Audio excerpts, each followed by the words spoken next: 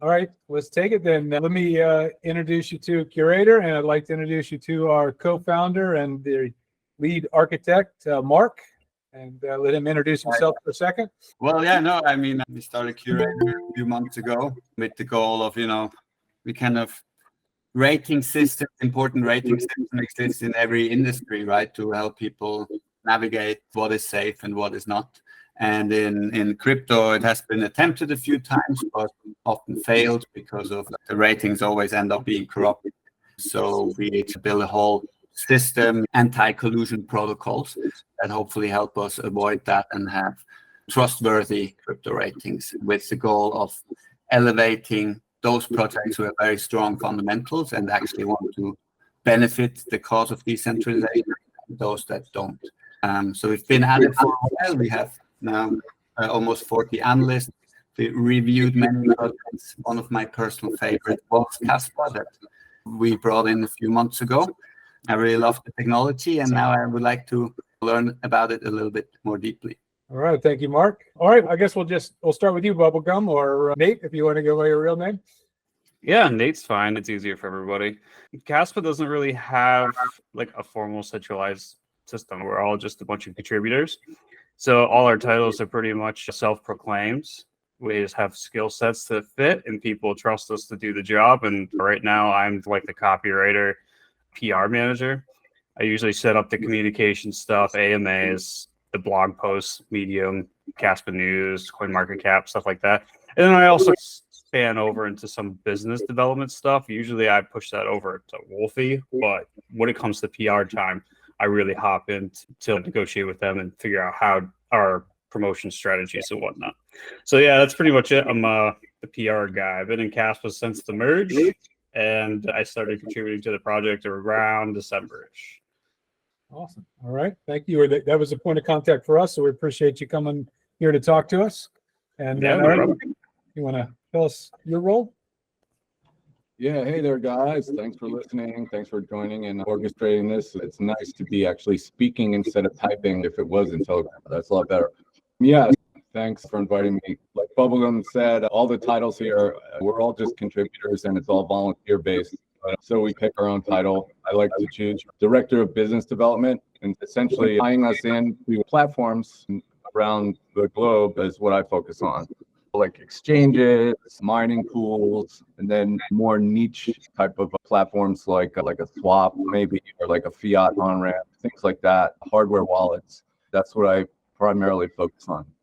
And aside from that, just moderating on Telegram and keeping things, moderating the mods on Telegram main chat and stuff like that.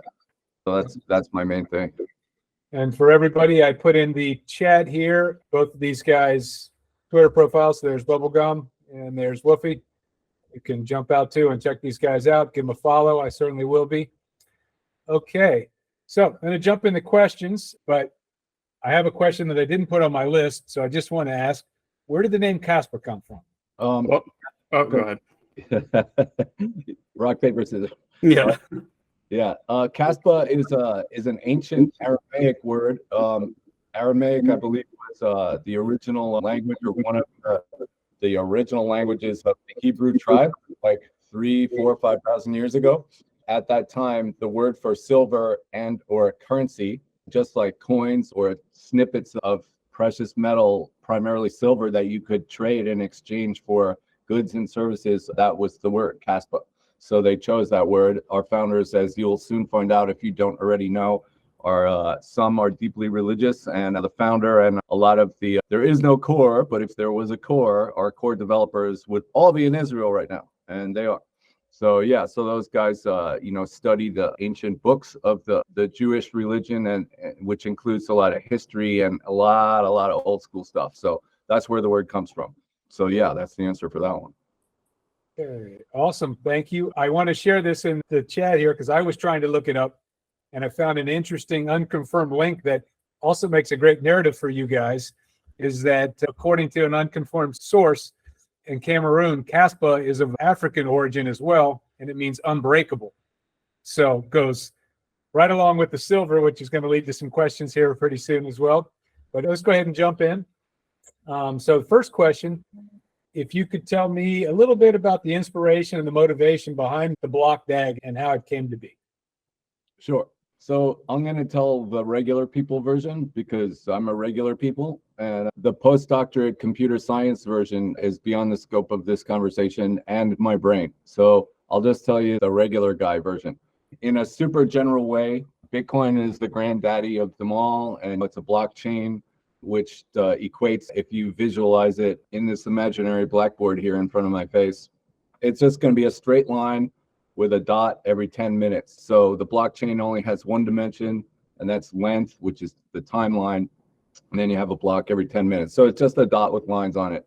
And over time, people began to speed it up a little bit, like Litecoin increased the block time to 2.5 minutes instead of 10 minutes. So you have a dot every 2.5. So you have more dots on the line, but it's still not great. Like if I want to send you some Litecoin and you want to go and fill your tank of gas on the way to Las Vegas because you ran out of gas, and I send you Litecoin, you at least have to wait 2.5 minutes before you could pay for something with that, obviously.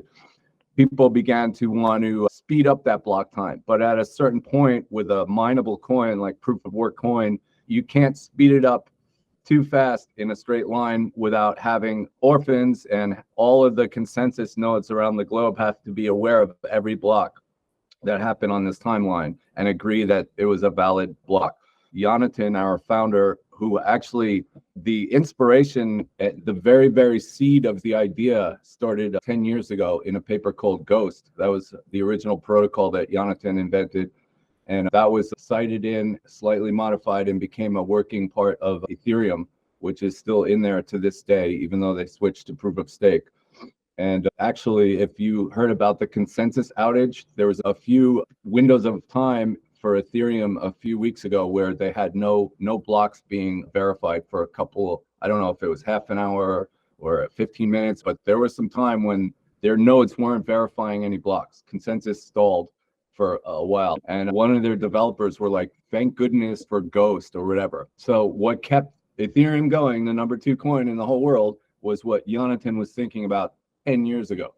And in a nutshell, that idea of including orphans and somehow having like blocks outside of the straight line also be included or in some way contribute to the security of the network evolved, and he finally made his own coin, and that's Kaspa.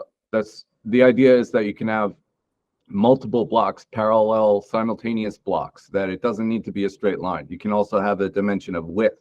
So different nodes and different miners around the world can mine blocks and nodes in that geographic region, or nodes that are connected digitally, very high speed. It doesn't need to be in the same country. It could be a few hops to someplace actually far away by fiber that has a really good connection to another node or another miner, a miner submitting blocks to your node from far away.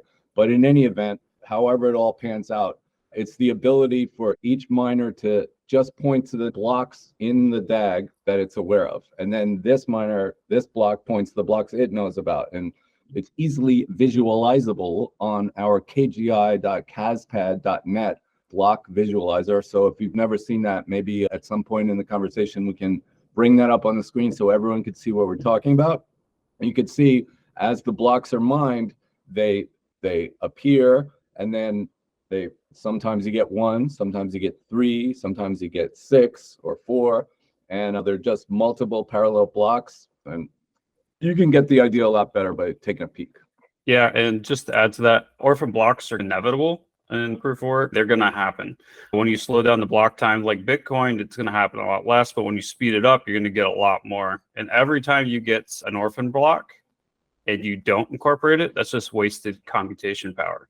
Like it's somebody out there is calculating that block, and now it's wasted. Like it could have went to an actual useful block. So what Kaspa does is it actually absorbs those orphan blocks and incorporates it into its DAG. And then the ordering mechanism will take those blocks that you see in 3 and then determine how it's going to look on the ledger according to the ordering mechanism. And now you can see, like on the visualizer, we're back down to 1. Now we're just a blockchain, right? We're just a regular blockchain now. And now we got 2 orphans that would be on like Bitcoin. And then it comes, as it moves over, the older blocks point to those. and that's how they get their blue score. And it gets technical from there, but that's how they validate themselves. Also, just as a side note, it's important to point out that Jonathan and developers are super big fans of Bitcoin.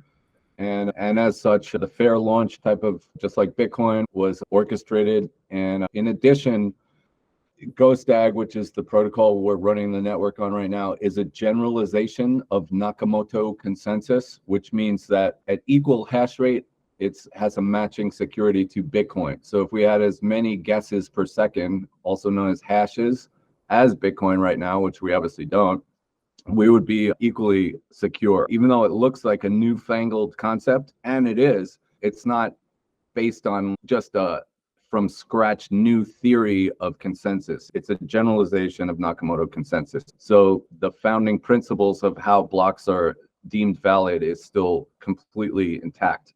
It's just that they're ordered, even though multiple ones can happen at the same time, they're still ordered in a linear fashion. Yeah, it leads me into my next question here, that many in the crypto world probably believe that a DAG architecture is a superior ledger technology.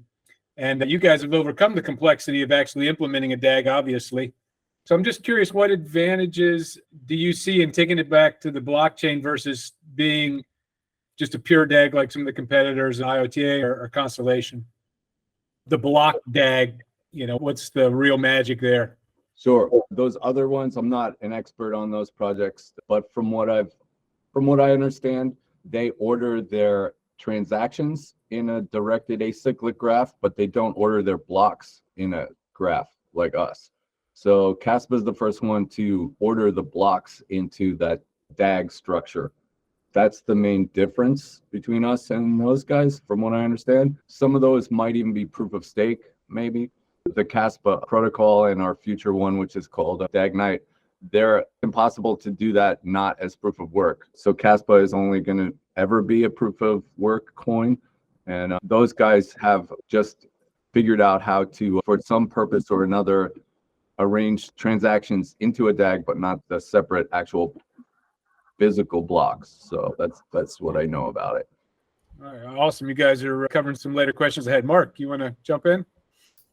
Yeah, it's not really a question. It's just, I think what I remember from reading it is the really special thing was that through the DAG structure, I forgot what it was exactly, but he was able to develop a technology so the blocks don't have to be propagated through the entire network before new blocks can be created. And that's something that I personally heard for the first time in Kaspa, and what got me really excited. And that's the reason. So the DAG structure was the stepping stone to the ability of creating multiple blocks per second versus having to wait until it propagates throughout the entire network, and therefore having much higher transactions per second. Correct. With with back to the last question there, a lot of those DAG structures, I believe, are focused around transactions. We are all about the blocks. So we're about cranking that BPS up.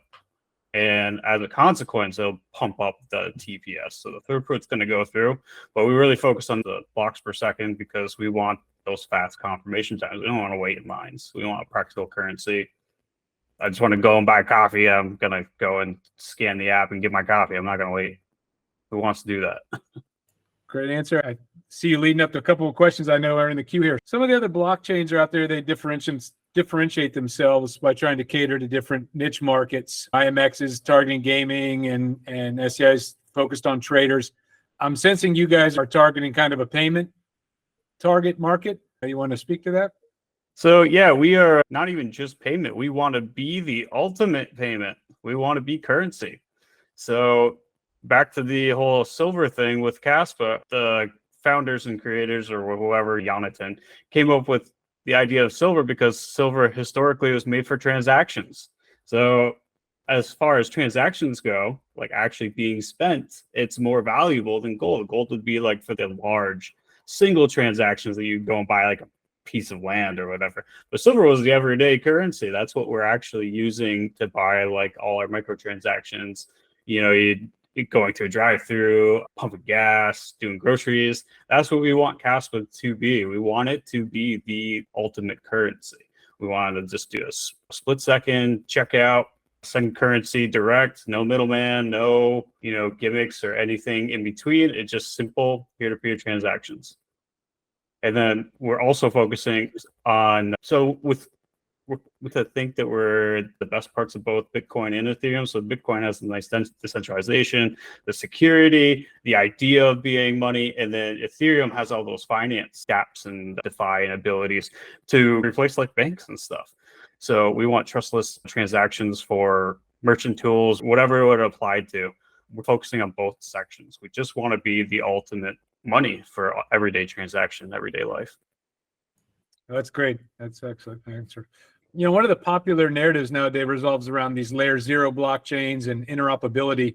So one of our analysts wanted to know, is Kaspa have any plans for interoperability with other chains? Sure. We, due to our two pretty heavy duty software upgrades, the first one is Rust, which we're currently into as an alpha, and that's rewriting the entire code base in the high performance computing language known as Rust, which many people have heard of.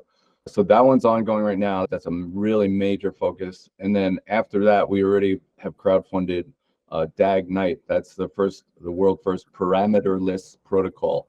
So these two things are consuming the majority of there is no core developer time. And that's going to be at least another probably year and a half. But however, there is a potential down the line for a world first Kaspa specific bridge, which is I think what the question is about. Some type of bridge to allow interoperability between chains and the block DAG and all kinds of interop stuff. So I think it's something that's completely possible and likely to happen at some point down the line, but it's going to take a little while. Okay. A follow-up there, and it ties right in with you guys wanting to be money. Privacy is one of the top reasons why a lot of people have come to cryptocurrency. And so the question would be, does Kaspa have any plans for any transaction privacy? So I'm paying for all my coffee. If I go out and buy cigarettes, can these types of things be hidden even though they're on the blockchain? Are there any thoughts in this? So there are no plans to intentionally add obfuscation techniques like stealth addresses or anything like that. In general, just using cryptocurrency already, any crypto pretty much has a bit of privacy built in. Although, of course, like the IRS has been using that software, I forget the company name, since 2015 to track Bitcoin and probably Ethereum to look for a super bad guy action, supposedly. We don't have any plans for that. In addition, to be prolific and appear on almost every place in the world, which is our goal, you really can't. It doesn't seem like I don't think Monero is going to be on a payment option for almost anything that normal-ish type people would use anytime ever. So we wouldn't exclude ourselves from a large market share by intentionally adding anything like that. That's my understanding, and that's, I feel, what would be probably a wise move also. Okay. Patrick, you want to jump in? Yeah, like thing, since you want to become a world currency, how will you deal with preventing volatility? Do you have a plan to make it more stable? Like as far as Kaspa, the currency itself, Yeah. like the price action. Yeah. So right now, that's something we're also brainstorming a little bit, because I think ultimately native assets are going to be the solution. So we're going to, in some way, some point, we're going to incorporate stable coins. Because a lot of merchant transactions, of course, they want that stability of just being stable. They don't want to get a coin that you bought. Oh, we're going to use a coffee reference. You bought a coffee for $3 and then it dropped. And now their revenue stream is like, shit has hit the fan. So we are trying to incorporate like the USDT, USDC, things that are more stable and less volatile. That is still in a brainstorming phase, though. So we're actually brainstorming the smart contracts and the native assets parts right now. It hasn't been determined which way we're going to go. And back to the interoperability, one of the options was, do we want to be incorporating our smart contracts with ETH and being like an ETH side chain, or do we want to be native? So that's still being weighed.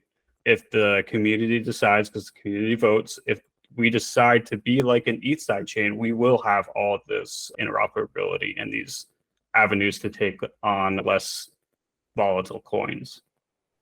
So it would be like a version of USD that run on the Kaspa infrastructure. Yep. So a lot of times Just what other yeah. networks do, they'll have parallel assets. Yeah. So it is USDT, but it's just Right. on the Kaspa network. So we would Okay. either do that or do some form of wrap token. I'm guessing. Right now I'm just like predicting the future, but I think that would be the route that makes the most sense and less work. Yeah, even it's important to point out, even though we said Kaspa's trying to be a currency, right? This amazing L1 that's still under heavy construction, but it's already functional at 1 block per second and fully settled and confirmed in 10 seconds is a pretty nice quick time. After 10 seconds, we have 10 confirmations. So any transaction that's 10 seconds old is buried under 10 other blocks, which is pretty deep these days. The hash rate's really nice and decent now of the network. Anyway, yeah, not only as a currency, it's also possible for Kaspa, since we have this really fast confirmation time and it's only going to get faster, to be a transaction sequencing layer. When the bridges or the interoperability or the stable coins on our network or the sidechain, whatever way it pans out, there's a nice, decent possibility of having Kaspa be a transaction sequencing layer that's trusted and super fast and in the wild. Like I always say, real crypto is like the jungle. It's in the wild. Anything you can take, you get to keep. There's no censorship, right? So if you were doing USDT on Ethereum, somebody could like, hey, that's a bad guy, or hey, we don't know where that guy got that money from and he owes some taxes. We're gonna freeze. We're gonna block that from happening. But on Kaspa, it's not blockable. So that's cool. In the wild. Love it. Love it. You've already answered a couple questions. I was going to ask you about your proof of work and whether you could ever transition over to proof of stake, but I did have a little more specific question concerning the mining. And I think, Chris, that you're probably well-versed to answer this. Is there any reason why you selected a GPU mining algorithm over an ASIC mining algorithm? Sure. In the super beginning, which I was not present for, and I mean before about 2 Thanksgivings ago when the mainnet went live, I think they had a 24-hour window when they selected the algo for the mining, right? So they didn't have a known choice for weeks and months so that people could line up machines and have them raring to get out of the gate and jump and start pouncing, digging a lot of coins. Right before mainnet went live, they had a 24-hour window where they selected, like they just voted and picked an algorithm. And they picked heavy hash, which apparently has forward compatibility with OPAL, optical proof of work.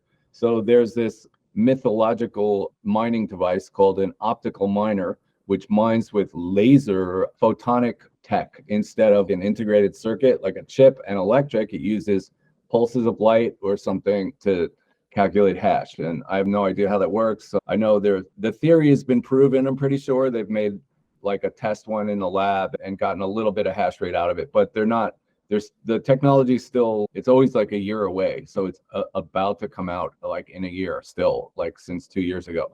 So anyway, this heavy hash is perceived or thought to be something that's going to work when these things finally come out. So they took heavy hash and then they just did a little fiddling with one of the calculations and made it K heavy hash, which stands for Kaspa. So it's a slightly modified version of heavy hash, which at some point down the line should be pretty easy to have mineable by these highly efficient optical photonic miners. Okay, that's going to lead me into another question in a minute, but I want to go back to a double question here from one of our analysts. Could you elaborate on your plans for attracting the developers to build on Kaspa? And the second part of this, so you can just roll into the answer, would be, and when do you think you guys will have smart contracts? Nate, you can take it away. Okay, so with smart contracts, I can only give you a rough estimation at best. I would say maybe a year-ish. And that's playing it safe. We can actually start developing as Rust is rolled out. So once Rust is fully developed, there's nothing stopping anybody from developing on it. So a third-party dev or a community contributor wants to start working on smart contracts, by all means they can. And the brainstorming's going on now. Now, as far as attracting developers, that is going to be, I think, a major avenue for developers. Is once we get smart contracts, once we get layer 2, we're going to have this open sandbox for these people to capitalize on. So the sooner you get in, the faster you can get established. And that's really right now our main focus. Once that happens, we're going to really drive for recruitment of devs. Not only that, we're working with universities. We're trying to get more into academia. So we're working with the University Blockchain Alliance. And the owner of that is Nick. I forgot his last name right now, but he's a really cool guy from like the Midwest that decided he wanted to start a Web3 club essentially, and now it's spiraling to cover the whole globe. And right now, that's actually like the best market for us, really, because we have big dreams, we have big plans, and these guys all dream big. All these students want to prove themselves. So we're really trying to attract those devs, those fresh minds, those fresh ideas, people that think outside the box with the latest technology, the latest and greatest.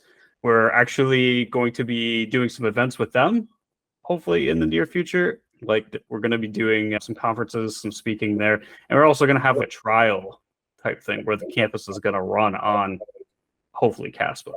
With that speed of doing everyday transactions and stuff, we're hoping to really spark some creative minds and pull them in that way. And as you can see, we're very voluntary based. It's not a whole lot of income to be handed out. Our dev fund's very limited. So we want people to build to take advantage of these foundational like dApps and layer 2 programs so that they can get established and be the biggest, best, and hopefully bring on more financial features that we haven't even thought of yet. Good. So it sounds a little bit like an educational hackathon at some point, maybe when Rust is out there, right? Yeah, like a giant hackathon. Kaspa's a giant hackathon.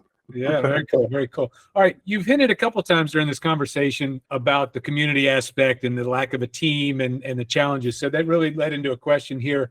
I see this across multiple of our analysts' comments on your project and the community, that there seems to be, maybe a challenge here without a lack of a treasury and with relying on the crowdfunding. I know you guys were very successful on your first central exchange that you were able to get funded. But do you see any other handicaps with this, or are you confident that that's still going to take Kaspa to the top with this way that you guys are doing now with the crowdfunding aspect? Sure. Being an older guy than almost, or at least everybody here, I have maybe a little extra life experience. So to me, and I love music and rock and roll and all kinds of stuff like that.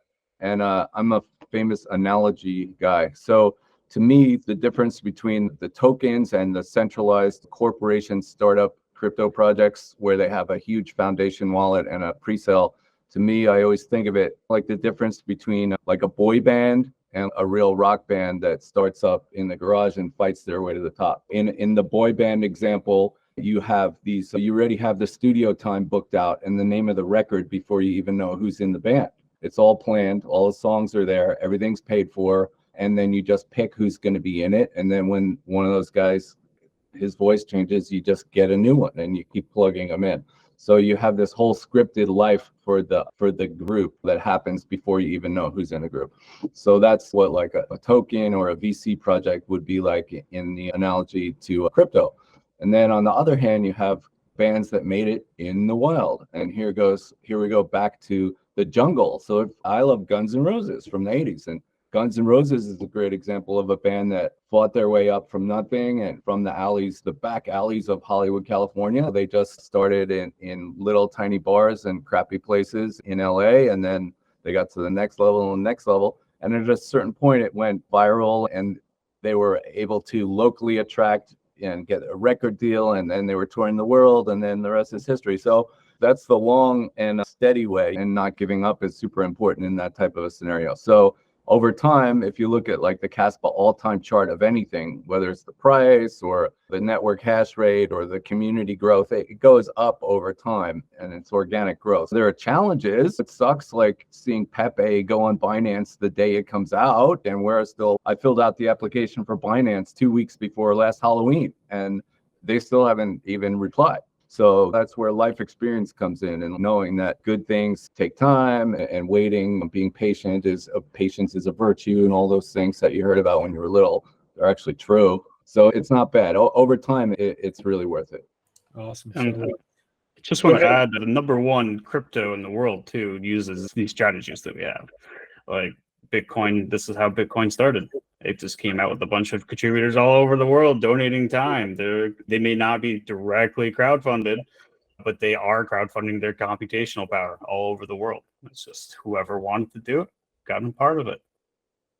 You certainly have been successful. I'd say that there's no doubt. So it must be working. And I guess if Kaspa were a garage band, you'd be out in the wild. All right, one other question. This is probably one of the more critical reviews that we had from one of our analysts. Wanted to point out that 95% of CAS will be distributed in the next 3 years with a sharp fall off. And we keep making references to Bitcoin, but that had a much longer, smoother distribution coin. So in their opinion, this means that Kaspa is going to need to be wildly successful here right off the bat, and they need to come up with some slick ways to incentivize the miners down the road, since everything's going to pretty much come out, if correct, here by 2026. Just wondering what you think about that assessment, or has there been any talk about that internally? I actually love this question.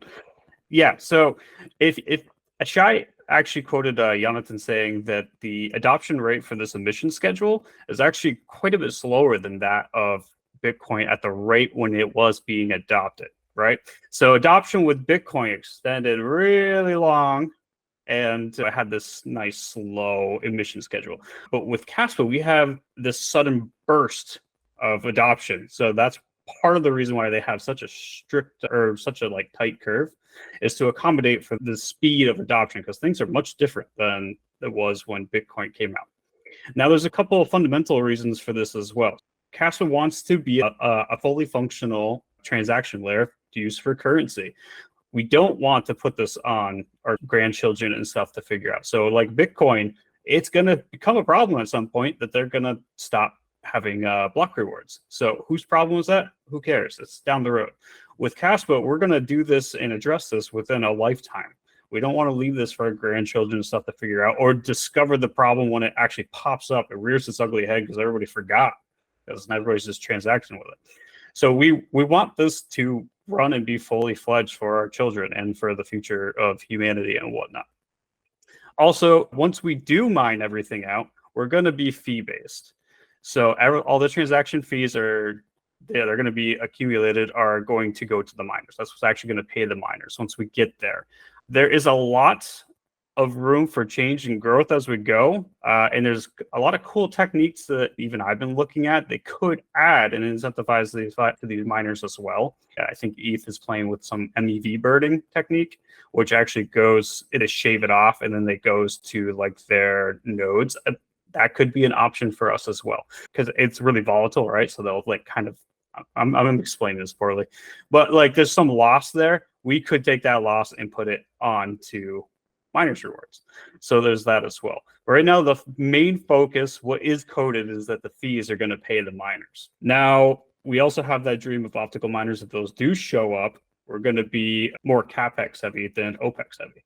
So this should be more beneficial for them to have to pay back on the CapEx than keep operational expenses going. But the way we're looking at it, we're talking some serious transactions. We're going to have 100 blocks per second. And I don't know, the high point's 200,000 TPS or something. That's a lot of transactions. Okay. And those are a lot of fees. And once smart contracts come on board too, that's a lot more transactions and fees to come aboard. All right. I'm going to see if Mark, you had a couple more scaling questions. I don't know if that wants to lead into your questions, or if you felt like maybe they got answered. I can read it for you if you like. Regarding scaling, I understand that Kaspa can achieve a high TPS by not requiring propagation delays. How will this affect the ever-growing size of the blockchain? Yes, that would be interesting to know. Is that going to be a problem? Sure. Funny you should ask. As the hype man of Kaspa, I have to point out that we have multiple technological breakthroughs already functional in Kaspa. However, a new world first is just under creation for the last several weeks, and that's on-the-fly pruning. The predecessor breakthrough technology of Kaspa is that our full node wallet, which is called KDX, does not need the entire block history in order to be synced. It only needs the last 3 days of blocks in order to be fully synced and transact on the network on a wallet, which is super cool. Nobody else can do that yet. And so, however, the full node software and the KDX wallet that incorporates a full node software, which is called Kaspad, K-A-S-P-A-D for the Kaspa Daemon, that software, even though it only needs the last 3 days, after you begin to have it going for 4 days, the 1 day of old blocks stays on the hard drive. So if you leave it running for a year, it begins to really fill up the hard drive with blocks that are no longer necessary for that node to know what the hell's going on. Now, what's been created in the last 2 weeks is auto pruning. The software, it's like 48 commits. It's like a lot of work and a lot of logic, deep logic in there. But what it basically does is it once the blocks that are no longer, they're older than 3 days old, it auto deletes those on the fly. So you have the ability to have this node running where it's getting the new blocks and it's putting them into this 3-day window. And then once they're out of that 3-day window, it erases them from the hard drive. So it doesn't matter how big it gets. Even if we have 100 blocks per second or 16 or 32 blocks per second, then it's accumulating data at an extremely rapid rate. It's still going into this 3-day window or bucket. And then when it's done, it doesn't need them anymore and it kicks them out. So it doesn't really matter is the answer. So sorry, just to clarify. So you have a setup where there's full nodes that store the entire blockchain, but then you have light client kind of things that only need to know the last 3 days or so, in order to verify stuff. Is that correct? Yes, in a way, it's actually called, so any node can run in archival mode. So for the block explorers, you would have those guys, the servers would be running in, you just start the Kaspad -- archival, and that invokes it in the archival node where it doesn't delete anything ever.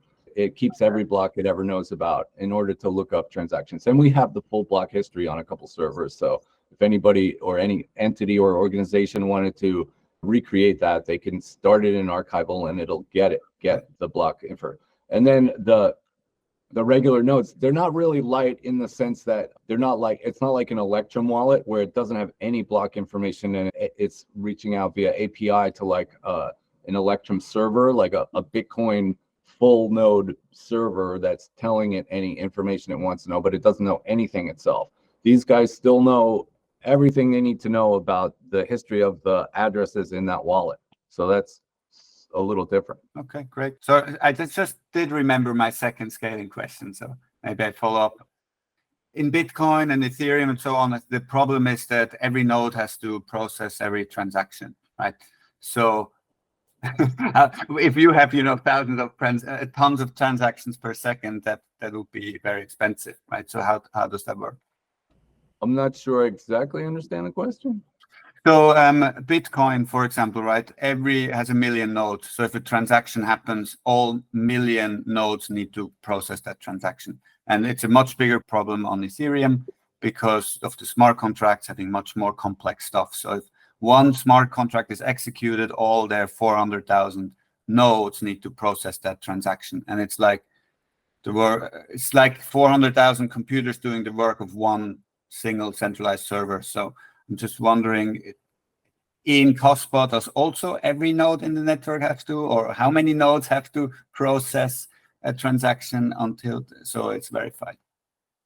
Sure. So I think, I'm not sure, but from how you're explaining it, it may seem a little different than my understanding of how it works. I'll tell you my understanding, and then let's see if it makes sense. Okay, thanks.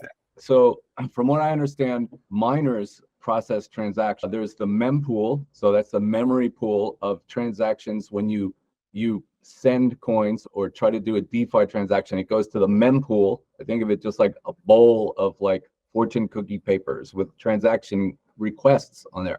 So you have this mempool with all these transactions that are waiting to be put into a block. Once a miner can go and grab a handful of transactions from the mempool and then package them into a block. So when you win a block, when you guess the block hash and you successfully submit the hash for a block, you also incorporate the transactions into it, like a little Ziploc, like a sandwich bag. And pow, here's a handful of transactions into this sandwich bag, and that's in the block for good. Then once the block is zipped, then you submit it to the network, and then nodes via consensus, they have to vote like, hey, is this a real block or not? So all the Bitcoin nodes at some point in time will agree that was a real block, but they're not looking at the transactions inside the block, from my understanding. The way I understand is that verification that you spoke about, it requires every computer basically to recompute the entire block to understand, yes, it is correct or not. Maybe the hash, it matches the hash at the beginning of the block to the hash of the previous block, but that's probably probably, since we're not computer science or developer guys, we don't need to understand it that super deep. But what I can let you know, when I had mentioned Rust and high performance computing, this will at least give us an understanding of why there's something new in Kaspa that can help with this. Rust is a high performance computing language, and one of the special things about it and why it was selected to rewrite our node software into is called parallelism. So parallelism is the ability to leverage the multi-cores inside a modern CPU. So everyone's heard of, the Intel i9 processor, the 13900K, like the top of the line, or the Ryzen or the Threadripper AMD CPUs. All of the modern CPUs, even phones, like this phone is a normal-ish phone. It has 8 cores. So there's 8 little brains inside the CPU. In the old days, there was just one brain. And if you were a program, you had to wait in line to be able to get your next calculation performed. And that was a bottleneck. Now, a regular computer that you buy for $1,000 is going to have 8 cores or 12 or 16 or 24. So it has a lot like of lines in the supermarket, a lot of people to check out at the same time. So in the old days, if you had one core, and like Bitcoin and even Kaspa right now, its consensus of verifying blocks only does one block at a time. So it's only using one core. In Rust, we already have parallelism enabled, whereby multiple cores inside a solitary CPU can verify different blocks in consensus. So if we have 5 blocks at a time that a node is aware of, in the Rust version, we can verify 5 different blocks in 5 different cores in the same PC. So nobody else in the world can do that. That's another breakthrough technology of ours. So once we scale it up and we have 16 blocks per second or 32 or something like that, and there's all these transactions inside all these blocks, we're going to have a regular computer or server is going to be able to rip through a lot of them. We did a simulation and we had something in the order of 450 blocks per second verifiable in consensus in Rust already.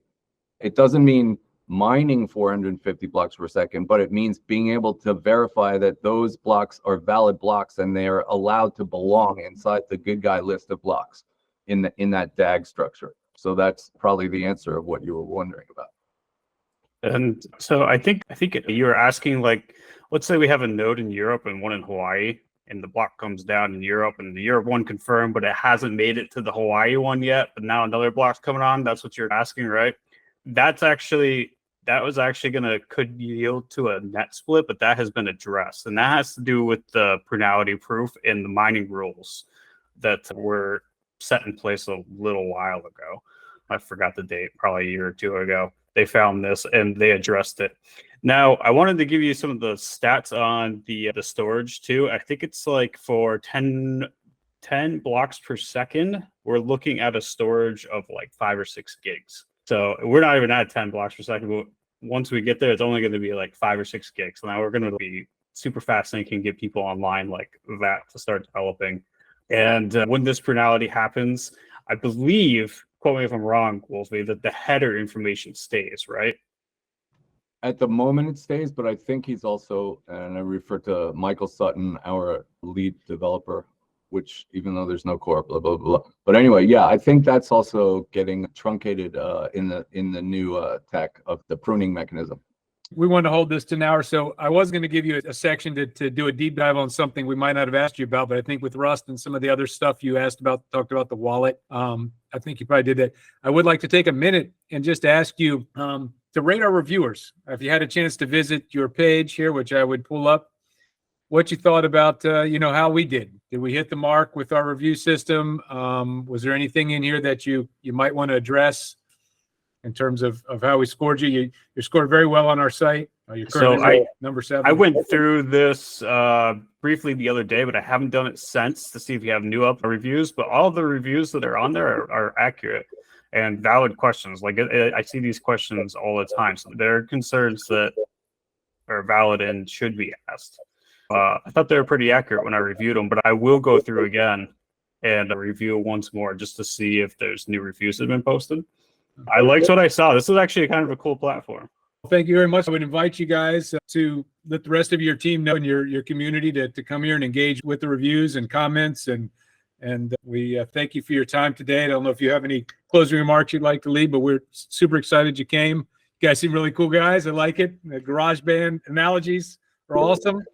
So, Hey, well, you know what? You guys are really good vibe and easy going and flowing and sharp questions. So why don't we do like a part 2? There's a lot more to talk about. You know, why don't we do a part 2 in a couple of weeks? You know, that would be fine with me. Thanks for your time, guys. Have a great week. And thanks for your Thanks a lot, support. guys. thank you. Have a good See one. you later. Have a good one. Thank you, Nate. Bye-bye. Take care.